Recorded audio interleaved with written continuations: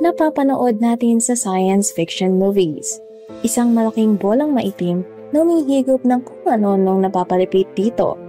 Totoo ba sila? Alamin natin ang mga detalye tungkol sa black hole. Ang black hole ay isang region in space, kung saan ang hila ng gravity ay napakalakas, na kahit na ang light, na tinaguri ang pinakamabilis na entity sa universe, ay hindi nakaliligtas sa higop nito. Ang physical na makikita sa black hole ay ang kanyang outer part, kung saan lahat ng mga bagay na mapapunta dito ay wala ng ligtas. Ito ay ang event horizon, at lugar ito na inumpisang mahila ang mga bagay into the black hole singularity, an infinitely small and dense point, where the space, time, and even laws of physics don't apply. Ang pinaka-common na klase ng black hole ay ang stellar at supermassive black holes. Ang stellar ay nabubuo mula sa pagkamatay ng isang star. Ang collapsed remnants, ang compressed na tira ng pagsabog ng patay na bituin, ay ang umpisa ng isang black hole. Tinatayang 10 to 20 times ang mass nito kumpara sa araw ng ating solar system. Ang supermassive naman ay ang extra giants kung ikukumpara sa mga stellars, estimating to millions or even billions ang mass nito kumpara sa ating sun.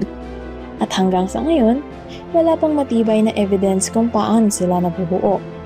Ang commonly observed lang ng mga eksperto ay may mga supermassive black holes sa gitna ng mga galaxy.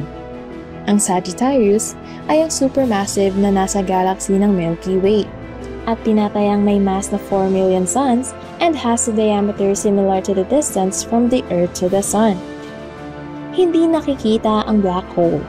Ang paraan para mapag-aralan sila ay ang epekto nito sa nearby surroundings nila.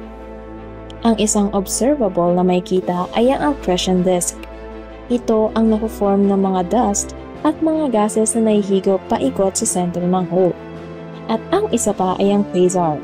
Ito ang jet of particles that blast out of the massive black hole. Ang theory ni Carl Schwarzschild na ang lahat ng mga bagay ay pwedeng maging black hole if they are compressed tightly enough ay napatunayan sa first black hole discovery habang pinag-aaralan ang Cygnus constellation noong 1971. At kahit na sa mga taon at perang nagastos sa pag-aaral ng mga ito, ang black hole ay nananatiling the most mysterious na bagay sa kalawakan. Ang mga kaalaman hinggil sa black hole ay nagpapatunay ng lawak ng sangkalangitan. Marirealize din natin na katultok lang ang Earth sa lapad at laki ng mga bagay na hindi pa natin nakikita kapag tayo tumitingala. A humbling and a vulnerable feeling, knowing that there are just too many things we don't know. Nagpapaalaala kung gaano kaliit ang ating alam sa alam ng dakilang manlilikha. Marahil isang babala rin na may hangganan ang kaalamang dapat lang nating malaman. At sa lahat ng mga bagay na ipinahintulot niyang malaman natin, salamat sa Diyos for giving us the opportunity to discover some of His wonders of creation.